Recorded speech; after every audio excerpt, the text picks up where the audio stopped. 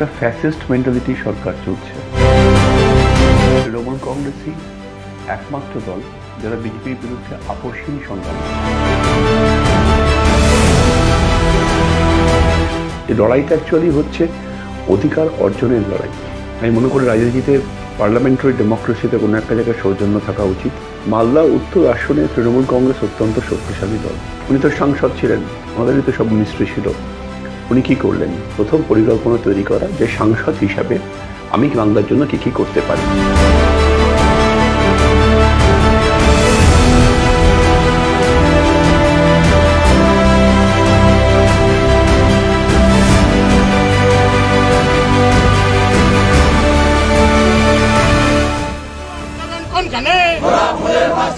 আগামী উত্তর মালদা লোকসভা নির্বাচনে প্রসূন ব্যানার্জিকে জোড়া বলছে ভোট দে।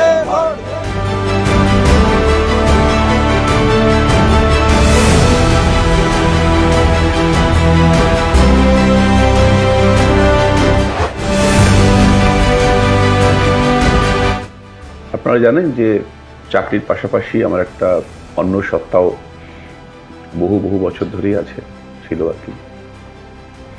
আমি থিয়েটার করি, লিখি নিয়মিত, আমি ফিল্ম ডিরেকশন দিই এবং অভিনয় করি, টেলিভিশনও করি। তো ঠিক সেই অর্থে টিপিক্যালি মানে চাকরি করতাম শুধু এরকম তো বিষয়টা নয়। বিষয়টা হয়েছে যে কোনো একটা জায়গাতে ক্রিয়েটিভ জগতের সঙ্গে ওতপ্রোতভাবে জড়িত ছিলাম এবং আছি, থাকবো।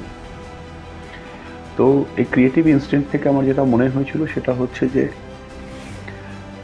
সরকারটা চলছে, দেশে যে সরকারটা চলছে, বিজেপির যে গভর্নমেন্টটা চলছে 2014 সাল থেকে, সেই সরকারটা কোনো একটা জায়গাতে মানুষের স্বাধীন মত প্রকাশের স্বাধীনতাকে হরণ করেছে।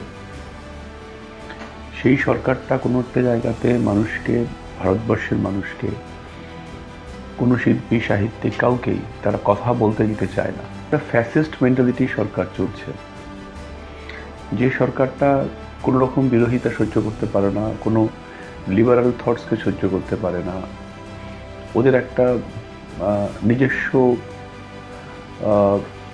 ফিলোসফি আছে, এটাকে চাপিয়ে দেওয়ার চেষ্টা করা হয়। সার্ভিসের, প্রত্যেক সার্ভিসের একটা কন্ডাক্ট রুলস থাকে, তো আপনি তার বাইরে হয়তো একটা লিমিটেড স্ফিয়ারে বলতে পারেন, কিন্তু সেটাকে যদি আপনি সত্যি জোর দিয়ে এমফ্যাটিক্যালি মানুষকে বলতে চান যে এই সরকারটা কী করছে, কেন্দ্রীয় সরকারটা, তার সাথে যদি আপনি বাংলার প্রতি বঞ্চনা, বাংলার মানুষের প্রতি বঞ্চনা, বাঙালির প্রতি লাঞ্ছনা, অকারণে বাংলার গরিব মানুষের প্রাপ্য টাকাগুলোকে আটকে রাখা দিল্লিতে, এই যে একটা জমিদারি প্রথা চলছে, যে তৃণমূল কংগ্রেসই একমাত্র দল যারা বিজেপির বিরুদ্ধে আপোষহীন সংগ্রাম করে।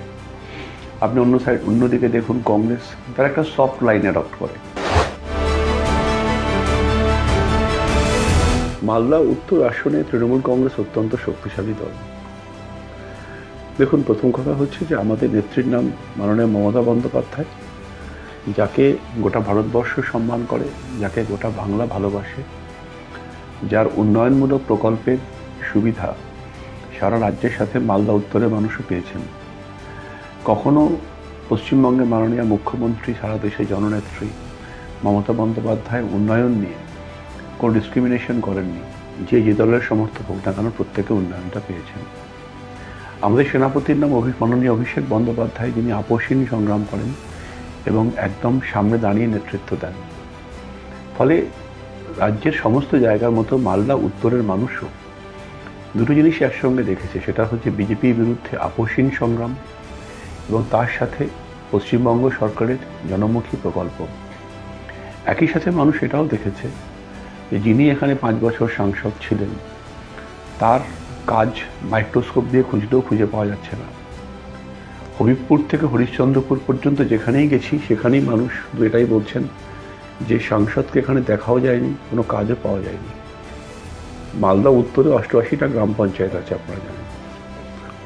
88টা গ্রাম পঞ্চায়েতের কোথাও মানুষ বলতে পারছেন না যেখানে একটা কোনো ট্যাঞ্জিবল ওয়ার্ক হয়েছে, এখানে একটা কোনো ভালো কাজ হয়েছে। ফলে মালদা উত্তরের একাধিক সমস্যা বলতে আপনি কি মেন করছেন সেটা আমি জানি না।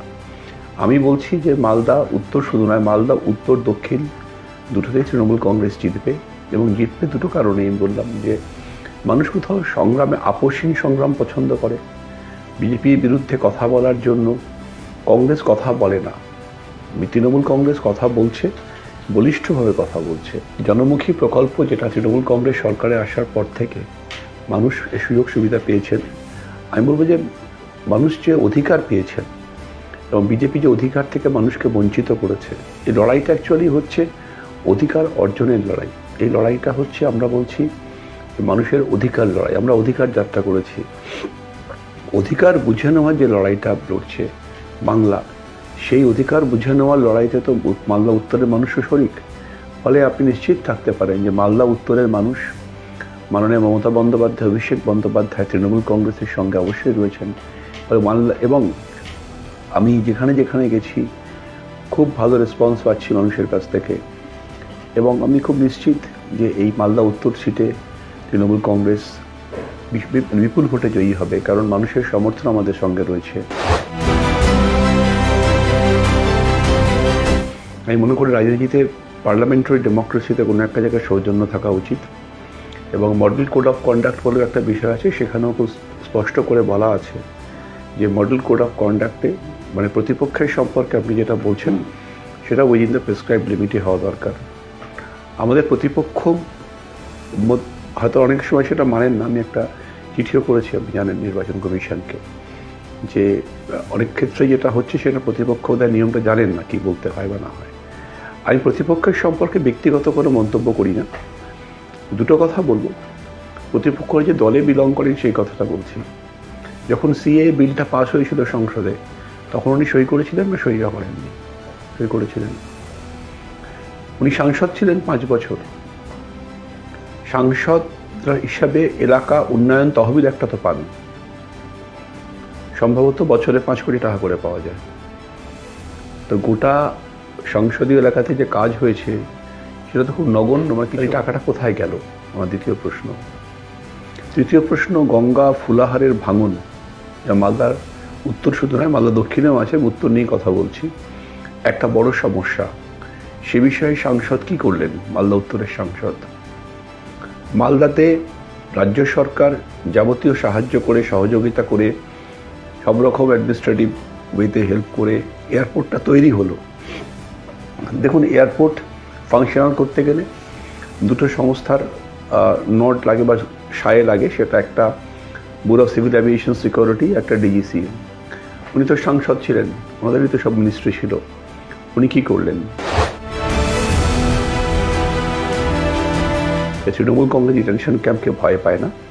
আপনি কোথায় আছে বলুন, আমরা আইনগত ব্যবস্থা নেব, এবং মানুষের টাকায় যে খাঁচা বানিয়েছেন আপনারা মানুষকে মারার জন্য, সেগুলো আমরা আইনের সাহায্য নিয়ে, মানুষকে সঙ্গে নিয়ে, সেগুলো থাকবে না। স্বাধীন ভারতবর্ষে এটা নাৎসি জার্মানি নয়, হিটলারের, যে আপনি গ্যাস চেম্বার আর কনসেন্ট্রেশন ক্যাম্প বানিয়ে রাখবেন। এটা 2024 সালের ভারতবর্ষ, এখানে একটা আইন আছে। বিজেপি মনে করলেই কিছু করতে পারবে না এখানে, কারণ মানুষ আমাদের সঙ্গে রয়েছেন। 2024 বিজেপিকে বুঝিয়ে দেবে যে কোনো ফ্যাসিস্ট গভর্নমেন্ট যখন পড়ে তখন দুটো জিনিস হয়। একটা হচ্ছে যে পাওয়ারের ওপর দাঁড়িয়ে এরা দবদবানিটা করে ফ্যাসিস্ট গভর্নমেন্টগুলো। তখন হিটলারের সময় গেস্টাপো বাহিনী ছিল, হিমলার ছিল, ওয়াইকম্যান ছিল, গোয়েরিংদা ছিল, পেরেছিল হিটলারকে রক্ষা করতে পারেনি। ওদের গোয়েবলস ছিল, ন্যারেটিভ বানাতো বসে বসে, হাইডেলবার্গে পড়াশোনা করেছেন। যে কোনো মিথ্যেকে গোয়েবলস বলতেন 10 বার করে বললেই সত্যি হয়ে যায়, তাই করতেন গোয়েবলস। এদের কিছু আধুনিক গোয়েবলস আছে, এরা বসে বসে বিজেপির ওই মিথ্যেগুলোকে 10 বার করে ঘুরিয়ে ঘুরিয়ে টুইস্ট করে করে বলে, ভাই মানুষ বিশ্বাস করবে। এরা ভুলে যায় যে ইতিহাস কখনো হিটলার গোয়েবলসদের ক্ষমা করে না, ইতিহাস কখনো এই বিজেপি সরকার এবং এদের গোয়েবলসদেরও ক্ষমা করবে না। মালদা উত্তরে জেতার পর যেটা প্রথম কাজ হবে সেটা হচ্ছে যে রাজ্য সরকারের সম্পূর্ণ সহযোগিতা নিয়ে, কারণ রাজ্য সরকারটাও তৃণমূল কংগ্রেসের আর আমিও তৃণমূল কংগ্রেসেরই সাংসদ হব। রাজ্য সরকারের সম্পূর্ণ সহযোগিতা নিয়ে, পরামর্শ নিয়ে, মাথার উপর মাননীয় মমতা বন্দ্যোপাধ্যায় আছেন, আমাদের মাননীয় মুখ্যমন্ত্রী, যিনি গোটা পশ্চিমবঙ্গের উন্নয়নের দিশা দেখাচ্ছেন। মাথার উপরে মাননীয় অভিষেক বন্দ্যোপাধ্যায় আছেন, যিনি আমাদের সেনাপতি, যিনি আমাদেরকে সবসময় গাইড করেন। তাদের পরামর্শ নিয়ে এবং মালদার মানুষের যে লোকাল ওপিনিয়ন আছে সেটাকে একসাথে করে প্রথম পরিকল্পনা তৈরি করা যে সাংসদ হিসাবে আমি মালদার জন্য কী কী করতে পারি।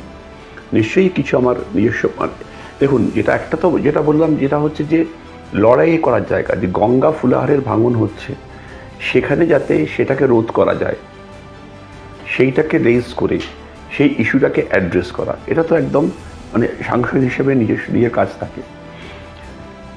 দ্বিতীয়ত হচ্ছে যে মালদা এয়ারপোর্টকে চালু করা, পুরোপুরি ফাংশনাল করা, রাজ্য সরকারের সহযোগিতা, অন্যান্য যে সংস্থাগুলো বিসিএস বা ডিজিসিএ বা অন্যান্য যে এজেন্সিসগুলো আছে তাদের সাথে কথা বলে মালদার মানুষের সাথে, কারণ মালদাতে একটা শিল্প সম্ভাবনা আছে। মালদাতে তৃণমূল কংগ্রেস সরকারের সময় প্রচুর শিল্প হয়েছে, আপনারা জানেন।